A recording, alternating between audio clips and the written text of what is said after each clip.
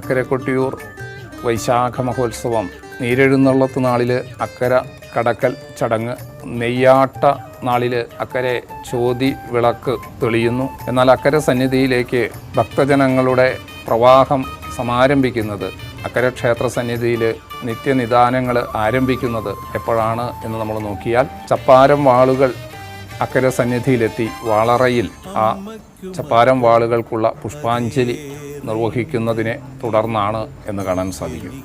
മാത്രമല്ല, വാളറയിൽ ചപ്പാരം വാളുകൾക്ക് നിത്യ പൂജയുമുണ്ട്. ചപ്പാരം ക്ഷേത്രത്തിലെ പൂജകന്മാരായ വാളശന്മാർ, അടിയന്തര യോഗത്തിൽ ഭാഗവാക്കുകളായിട്ടുള്ള വാളശന്മാർ എന്ന സ്ഥാനികരാണ് ചപ്പാരം വാളുകൾക്കുള്ള പൂജ വാളറയിൽ അക്കരെ സന്നിധിയിൽ നിർവഹിക്കുന്നത്. വാളറയുടെ മുൻപിലാണ്, വാളറയുടെ ഭാഗത്താണ് ഇക്കരെ സന്നിധിയിലെ കിഴക്കേ നടയിലാണ് ക്ഷേത്രത്തിലെ